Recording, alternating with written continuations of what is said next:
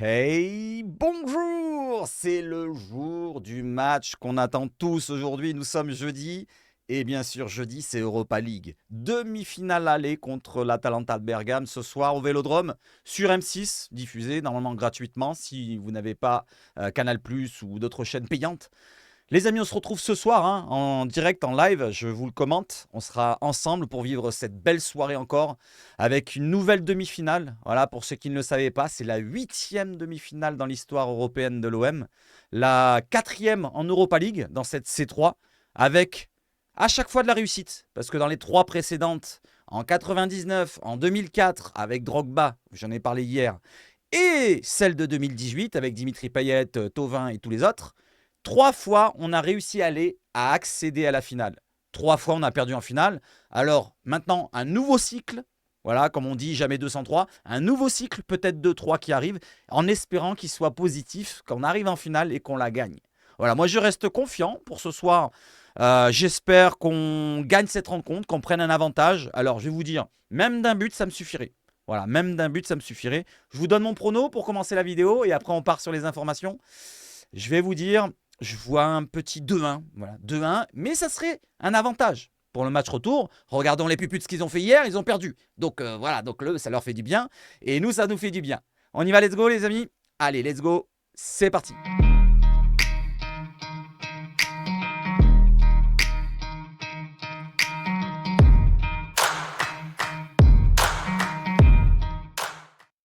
Et comme je vous l'ai dit, ce soir, on se retrouve donc à 21h.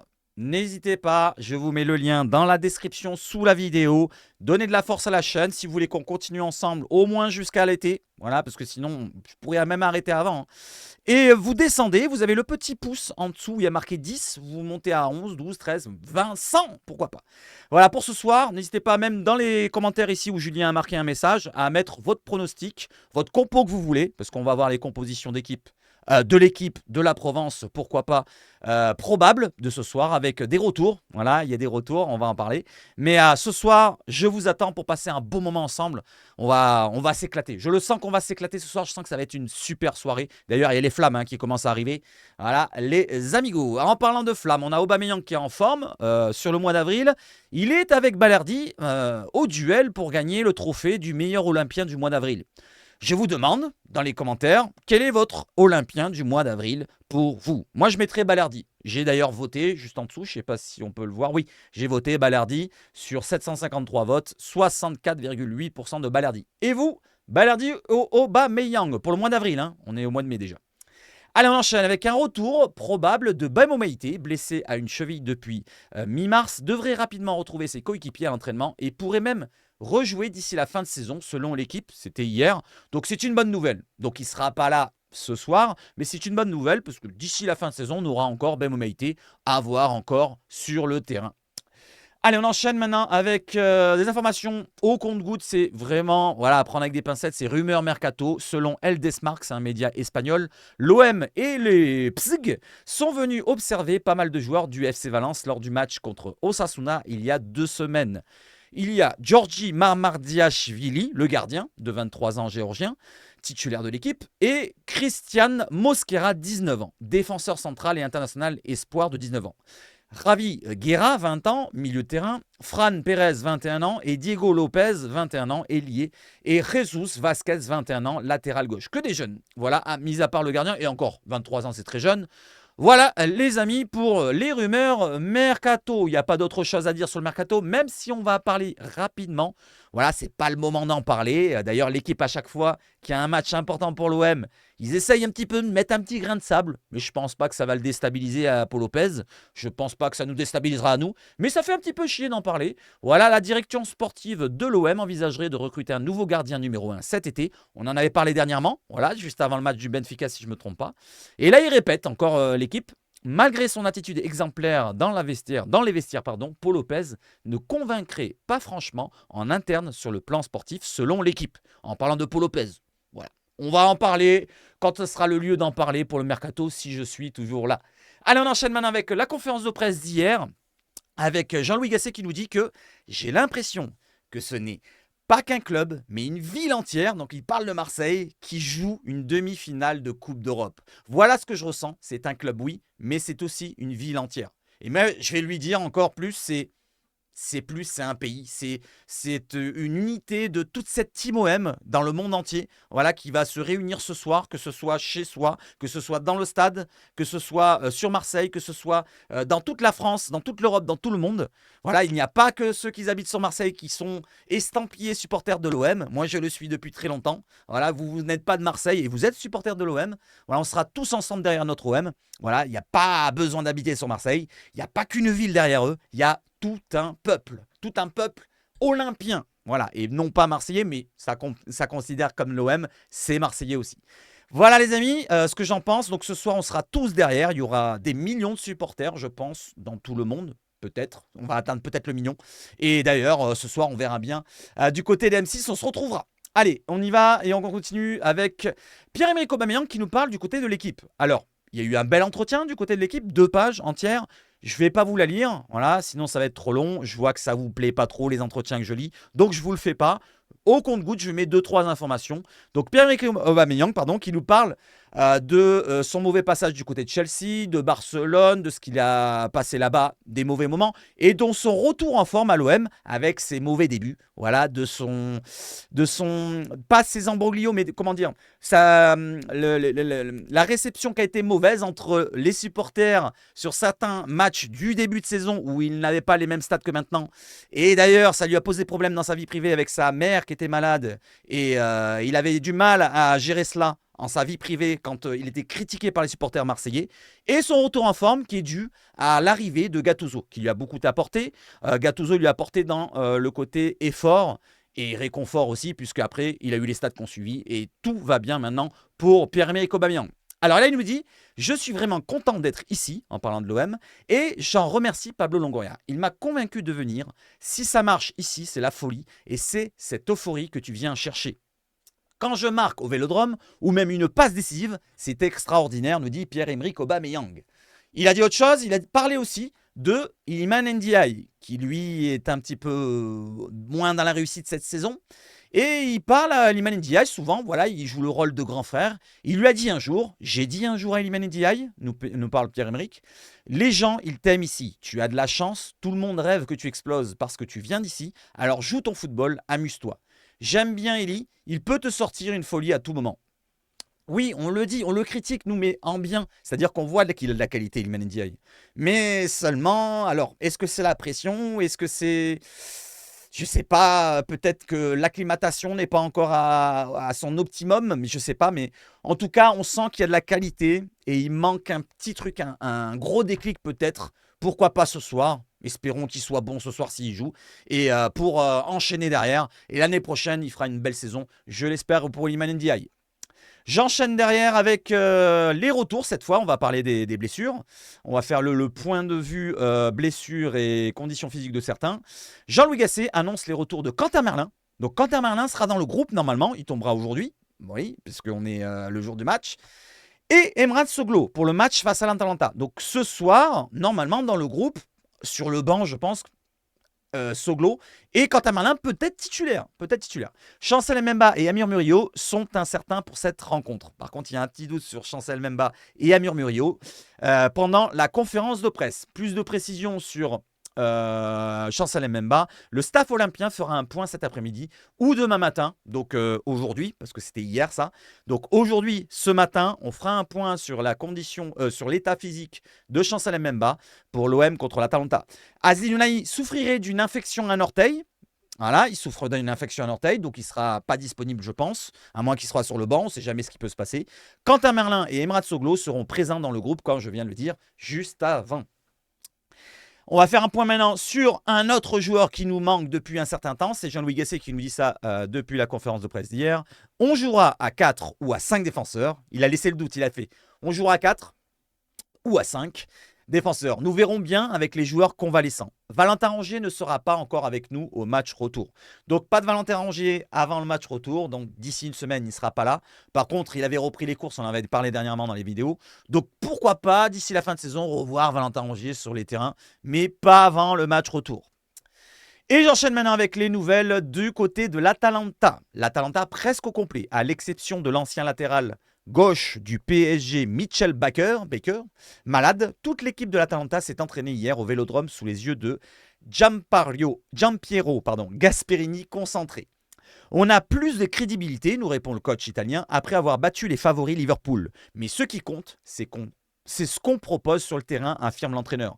En ce moment, notre priorité, même si nous sommes engagés sur 3 fronts, ils sont engagés sur la Serie A pour se qualifier en Ligue des Champions, pourquoi pas avec le championnat, en Coupe d'Italie, ils sont encore qualifiés, et en Ligue Europa. C'est vraiment la Ligue Europa, leur objectif principal. Oui, parce que, comme on le dit, la communication habituelle du football professionnel, c'est match après match. Et c'est sûr qu'aujourd'hui, ils jouent contre l'OM, donc c'est la Ligue Europa, leur principal objectif aujourd'hui. Ces hommes sont qualifiés pour la finale de la Coupe d'Italie contre la Juve et à la lutte pour la 5e place de Serie A qui permettra d'accéder à la prochaine Ligue des Champions.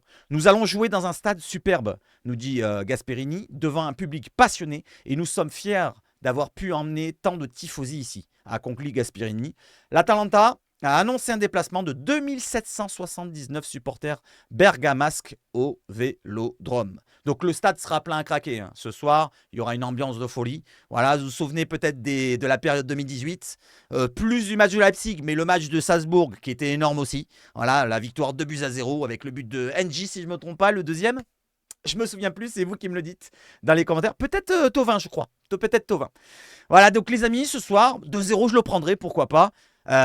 Les amis, allez, on enchaîne avec les compositions d'équipe. Avant de partir sur les compositions d'équipe, il y a un joueur qu'on va retrouver ce soir, c'est le Golgoth, Sead Kolasinac. Sead Kolasinac, d'ailleurs, Jonathan Klaus qui en a parlé, parce qu'il était à la conférence de presse. Je ne vous relaye pas tout ce qu'a dit, tout ce qu'a répondu sur tous les sujets, Jonathan Klaus. Il a parlé de son passage du côté de l'hiver, pendant l'hiver où ça a été difficile. Et là, voilà, il a tout oublié cela. Il a parlé de Kolasinac, où quand il était à la Kolasinac l'année dernière, avec Tudor, on s'en souvient, il a passé de bons moments et il trouve ils ont un petit peu la même mentalité entre Kolasinac et Klose. Voilà, il a bien aimé ce personnage et ce joueur-là, Kolasinac. Regardons maintenant la composition selon l'équipe, la composition probable de ce soir. Donc là, on joue en 5-3-2. Ou alors en 3-5-2, selon comment on le voit, avec Paul Lopez au gardien, Balerdi, Mbemba et Murillo en défense centrale. Merlin à gauche, Klose à droite, Harit, Kondogbia et Veretout, le même milieu que d'habitude, et devant Ismail Assar qui sera de retour titulaire avec Pierre-Emerick Aubameyang. Pour la défense, vous vous dites, mais Gigot, il n'est pas là? Ben non, il est suspendu, les amis. Pas de Gigot, donc c'est Murillo qui le remplace en poste pour poste. Meïté est encore absent, on l'a vu. Donc voilà un petit peu sur quoi on pourrait tomber ce soir si Mbemba serait disponible. Et Murillo aussi, n'oublions pas, il est légèrement incertain. Mais je pense qu'il sera là. Voilà, c'est un match très important. Je pense que lui-même va vouloir forcer. Je vous montre maintenant les deux compos de chaque côté. Vous pouvez les voir voilà, en plus petit. Faites-vous votre propre avis. Faites-moi votre propre compo si vous avez envie de la faire, avec les absences que je vous ai montrées avant et les présences que je vous ai montrées maintenant. Donc on a sur le banc, voilà, vous avez la compo de l'OM là. Et sur le banc, nous avons Blanco, Ngampantothenbu, donc Simon, Madi, le jeune défenseur, Daou, qu'on a vu milieu défensif, Soglo, qui est sur le banc, voilà, selon l'équipe, Lafont, donc Gaël Lafont qui est là, peut-être sur le, je ne sais pas s'il sera là dans le groupe, Unai, Luis Enrique, Abdallah, Iliman Ndiaye, Joaquin Correa et Mumbagna qui revient, n'oublions pas qu'il était suspendu le dernier match. Gigot qui est suspendu, c'est les absents. Meïté qui est blessé, Rongier qui est blessé, Nadir qui est blessé, Ulysse Garcia, Pape Gueye, Jean Onana, non inscrit, on s'en souvient. Voilà les amis, et en cas de carton jaune pour n'importe quel joueur, il n'y aura pas de suspendu pour le match retour. Ça, c'est très important de le dire. Au moins, on n'a pas ce doute de se dire s'il y a un Balerdi qui prend un carton jaune, ou un Aubameyang qui prend un carton jaune, ou un Veretout, nos 3 meilleurs joueurs de cette saison, ça serait compliqué de les remplacer. Voilà, imaginez-vous qu'il y aurait eu Aubameyang qui était à risque de prendre un carton jaune et qui soit suspendu au match retour.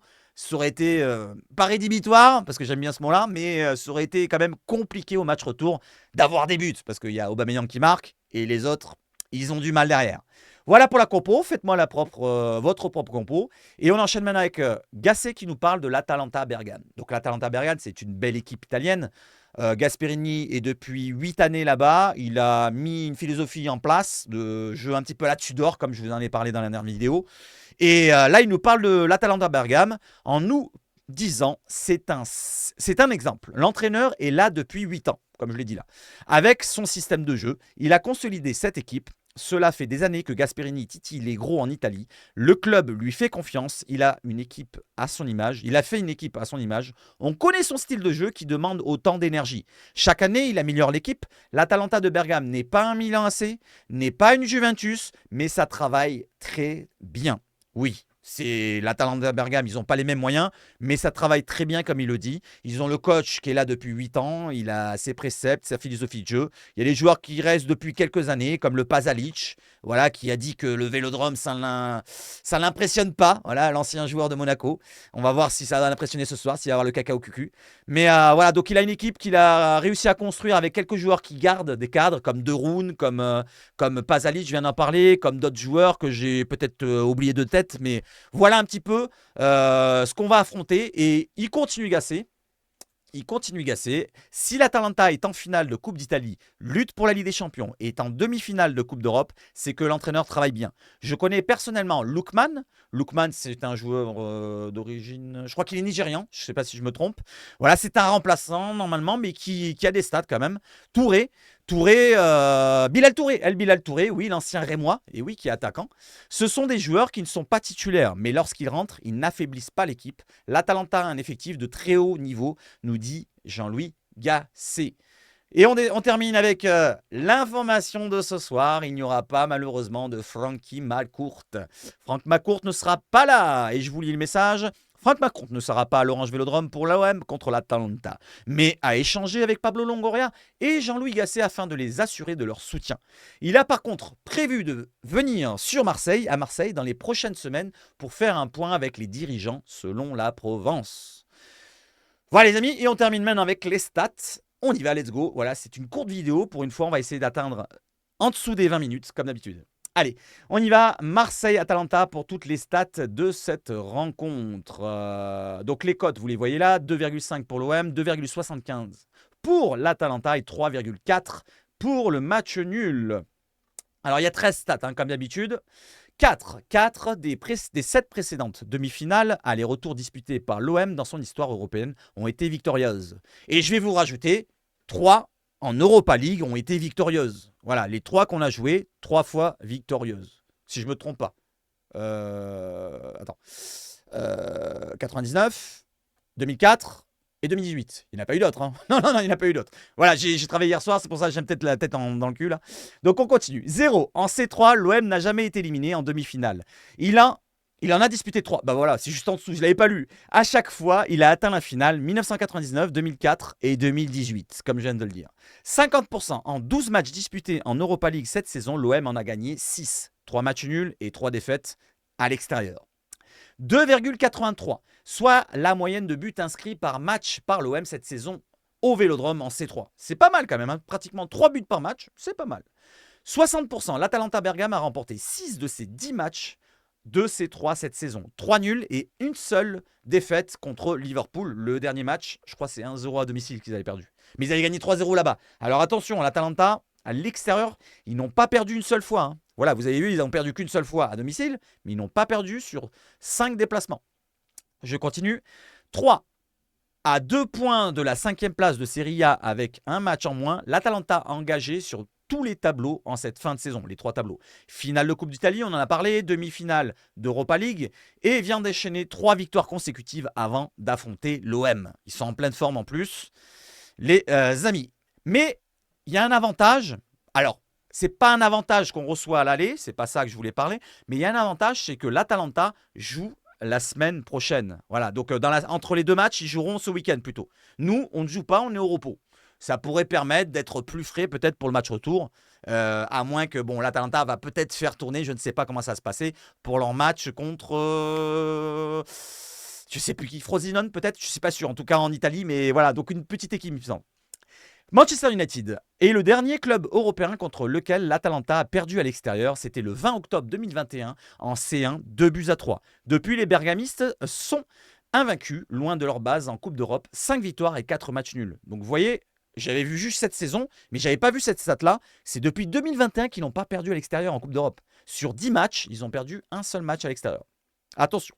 1. Si l'Atalanta n'a jamais rencontré l'OM, il n'a perdu qu'une seule de ces 7 rencontres de Coupe d'Europe contre des clubs français. 5 victoires, 1 nul. C'était contre Paris en 2020. Oui, ils avaient fait match nul contre Paris. Ils n'avaient pas perdu. Ils avaient perdu aux prolongations ou aux pénaux, je ne sais plus. Je crois que c'est prolongations qu'ils avaient perdu contre les Péputes. 83,3%, c'était la fameuse Ligue des Champions Covid. 83,3%. Si l'OM marque d'abord contre les Bergamistes jeudi, il aura 81,3% de chances de l'emporter. 16,7% de faire match nul. Donc aucune fois on va perdre. Il n'y a aucun pourcent qu'on risque de perdre. 39. L'OM a remporté 39 de ses 58 réceptions en Europa League, soit 67,2% de victoire dans cette compétition. Donc l'OM est plus amené à faire des résultats maintenant en C3 plutôt qu'en C1, vu qu'on n'y est pas depuis très longtemps. Et 2 comme le nombre de succès de l'OM en 9 rencontres disputées contre des clubs italiens en C3, 4 matchs nuls et 3 défaites. Et oui, c'est compliqué contre les clubs italiens. Alors en C3, on a perdu contre Parme la finale. Contre la Lazio, on avait perdu aussi. C'est qui la troisième équipe? C'est la Lazio peut-être? 2 fois la Lazio, on avait perdu? Match aller, match retour? Avec Rudy Garcia peut-être, non? Oui, c'est ça, je crois. Je crois que c'est ça. Je crois qu'on avait perdu avec Rudy Garcia, match aller, match retour là-bas. Et contre Parme, donc 3 défaites, 4 matchs nuls. À moins que je me trompe, hein. Dites-moi si je me trompe. Contre la Lazio, peut-être qu'on avait fait match nul. Je ne me rappelle plus. Gianluca Scamacca versus PEA. Attention, ce soir, ça va déménager.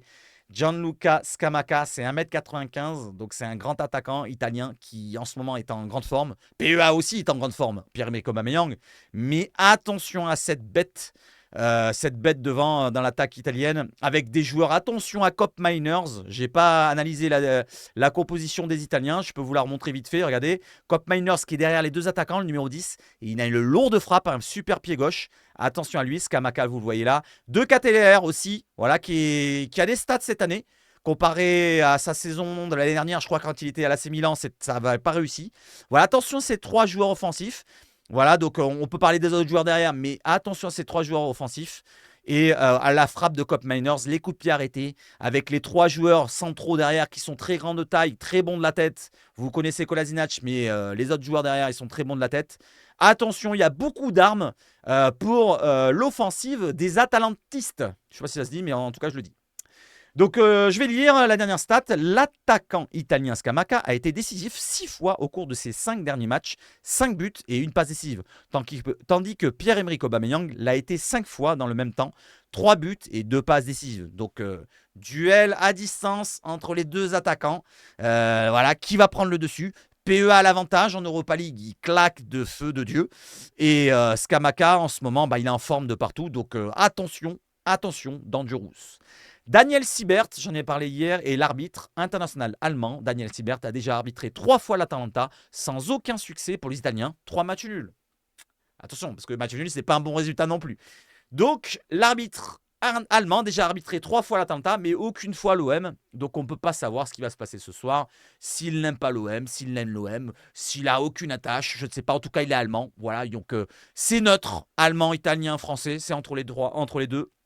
Voilà les amis, est-ce que vous avez peur de l'arbitrage ce soir? Je n'ai pas peur de l'arbitrage, moi c'est les joueurs qui doivent faire la différence sur le terrain. Voilà, donc c'est terminé, je vous montre vite fait qu'il y avait vraiment un bel entretien du côté de l'équipe. Je l'ai lu au début, j'ai pas eu le temps de le lire tout en entier, voilà, sur 2 pages, mais je vais pas vous le lire. Et je vais vous dire de passer une excellente journée, on se retrouve ce soir, moi je vais aller me reposer.